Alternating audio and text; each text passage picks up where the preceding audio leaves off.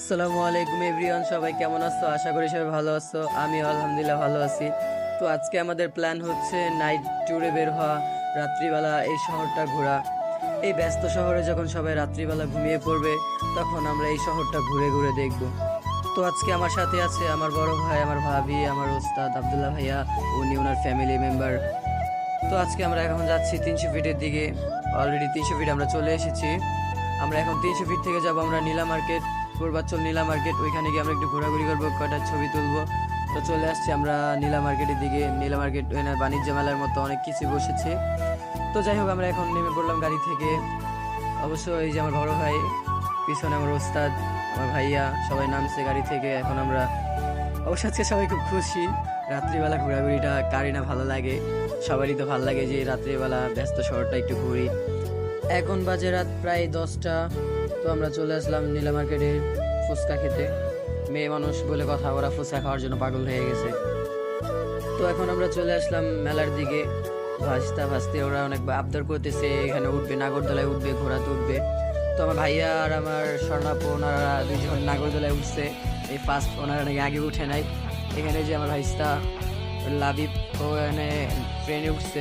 যাই হোক, এখানে এখন আবার ভাস্তি রাইসা ও ঘোরাতে উঠবে বায়না করলো। তো ওরা ঘোরাতে উঠলো, বাচ্চারা খেলছে, খুব ভালো লাগতেছে দেখতে। তো এখন আমাদের এখানে ঘোরাঘুরি শেষ। এখন আমরা আবার 300 ফিটের দিকে যাচ্ছি, ওখানে কয়টা ছবি তুলবো। 300 ফিটের দিকে যেহেতু এসেছি, কয়টা ছবি না তুললে তার হয় না। তো ভাইয়ারা ভাবিরা সবাই ছবি তোলার ভিতরে ব্যস্ত, যে যার মতো ছবি তুলবে। আমার কেউ ছবি তোলা দিল না ভাই, কারণ আমার দুঃখের বিষয় হচ্ছে, কারণ আমার ডিএসএলআর ক্যামেরাটা বের করে দেখি, হঠাৎ করে ফ্ল্যাশটা নষ্ট হয়ে গেছে, বলতে মানে ফ্ল্যাশটা আর নিচ্ছে না। তো ফ্ল্যাশ ছাড়া তো আর ক্যামেরাতে ছবি তোলা যায় না রাত্রিবেলা। রাত্রিবেলা ছবি তুলতে গেলে তো ফ্ল্যাশটা ব্যবহার করতে হয়।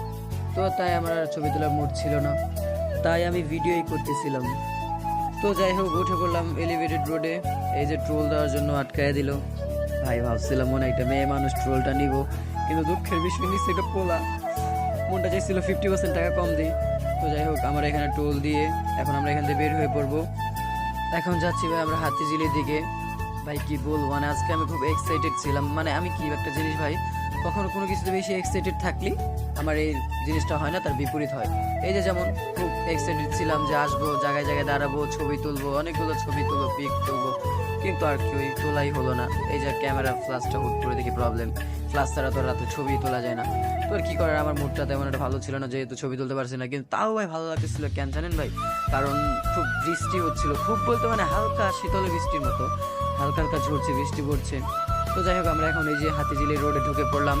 এই যে হচ্ছে হাতিঝিল, এইখান দিয়ে সামনে অবশ্য আমাদের ব্রিজটা দেখা যাবে একটু পরে। ভাই রাত্রির দৃশ্যটা মানে অসাধারণ ছিল, মানে বলার বাইরে। শুধুমাত্র বৃষ্টির কারণে আমরা কোনো জায়গায় দাঁড়ায় ছবি তুলতে পারি নাই। অবশ্য অনেক সুন্দর সুন্দর প্লেস ছিল, তাই আমরা বৃষ্টির জন্য দাঁড়ায় এখন যে ছবি তুলতে পারি নাই। এই যে তো আমরা এই যে হাতিঝিল ব্রিজে উঠে পড়লাম। এটা হচ্ছে হাতিঝিল ব্রিজ, রাতের জন্য ভালো করে দেখা যাচ্ছিল না। তো এখানে আবার রেড সিগন্যালে পড়ে গেলাম, ট্রেন আসতেছে, এই জন্য সিগন্যাল দেওয়া হয়েছে। তো এখানে একটু ট্রেনের একটা শর্ট ভিডিও নিয়ে নিলাম। রাত্রেবেলা যেহেতু বের হয়েছি, সব কিছুর একটা করে ভিডিও নিয়ে নিই। ভাই রাত্রে ঘুরলে যে এত ভালো লাগে, আগে জানতাম না। তো যাই হোক, আমরা এখন গুলিস্তান চলে আসলাম। আমার ভাস্তি তো মনে করেন গাড়িতে বসে একদম ঘুমায় গেছিল। ও তো মনে করেন যেখানে আরাম পাই সেখানে ঘুমায় পড়ে। তো আমরা এখন হোটেলে ঢুকতে যাচ্ছিলাম, এর মধ্যে দেখি হোটেলে পানি গেছিল হয়তো বৃষ্টির জন্য, এজন্য ক্লিন করছে। এই জন্য আমরা তার জন্য আর এই হোটেলে যাওয়া হয়নি, পাশের হোটেলটাই গেলাম। তো এখানে আমরা চলে আসলাম এই হোটেলে। তো এখান থেকে আমরা হালকা একটু ডিনারটা শেষ করে আমরা রওনা দিব বাসার দিকে, কারণ রাত হয়েছে, অনেক ঘোরাঘুরি করছি। অবশ্য যাওয়ার সময় আরও ঘোরাঘুরি করবো। তো এখান থেকে খাবার চলে আসছে, ভাইয়া খাবার শুরু করে দিয়েছে, আমরা খাবার শুরু করে দিই। এই যে ভাইস্তা লাবিব, ও খাবার শুরু করে দিয়েছে। তো এখান থেকে আমরা খাবার শেষ করে আমরা এখন বের হয়ে পড়তেছি। এই যে আমার ভাস্তি, ওর তো ঘুম ভাঙেই না ভাই, কি বলবো, গাড়িতে বসলেই ঘুমায় পড়ে, গাড়িতে বসলেই ঘুমায় পড়ে। তো যাই হোক, ভাইয়া গাড়ি স্টার্ট করতেছে, আবার চলে যাবো। আমরা বের হয়ে পড়বো শেখ রাসেল টাওয়ার, ঢাকা বিশ্ববিদ্যালয়। তো এখন আমরা আছি ভাইয়া ঢাকা ভার্সিটির এরিয়ার দিকে। একদিকে অনেক সুন্দর প্লেস, এদিকে অনেক অনেক সুন্দর প্লেস, কিন্তু যদি দাঁড়ায় কটা ছবি তুলতে পারতাম আরো বেশি ভালো হতো। কিছু করার নাই ভাই, বৃষ্টি পড়তেছে, নাইমা যে কটা ছবি তুলবো তারও কোনো উপায় নাই। আসলে ভাই ঘোরাঘুরি করলে বোঝা যায় যে শহরটা কত সুন্দর, প্রকৃতি কত সুন্দর। তো এখন আমরা এদিকে চলে আসছি রমনার দিকে। এটা হচ্ছে রমনার এরিয়া। ভাই কিছুদিন আগে আসছিলাম এই রমনা পার্কে, কি আর বলবো ভাই, যেদিকে তাকাই কাপল আর কাপল। তো যাই হোক, আমাদের এখানে আবার গাড়ির গ্যাস শেষ, এই জন্য ভাইয়া গ্যাস ভরতে আসলো। এখন আমরা আছি মহাখালী টার্মিনালের দিকে, এখানে আসলাম। ভাইয়া গ্যাস ভরতে হবে, গাড়ি গ্যাস শেষ, বাসায় তো যাইতে হবে রে ভাই। তো কি আর করার, ভাইয়া গ্যাস ভরতেছে। ভাই আজকে অনেক ভালো লাগছে, মানে দিনটা মনে থাকবে। আমার লাইফে ফার্স্ট এমন ঘোরাঘুরি, এত লম্বা ঘোরাঘুরি আমি কখনো করি নাই। অবশ্য তা আবার বিশেষ করে রাত্রেবেলা, তা আবার পাশাপাশি হালকা বৃষ্টি। উফ, সুন্দর একটা মুহূর্ত উপভোগ করলাম। তো যাই হোক, আমরা এখন চলে যাচ্ছি ঢাকা বিমানবন্দর। ঢাকা বিমানবন্দর অবশ্যই এটা ধুলিপাড়ার ভিতরে গেছি আমরা কাছে থেকে বিমান দেখার জন্য। এর আগে অনেকবার গেছি, তাও গেলাম।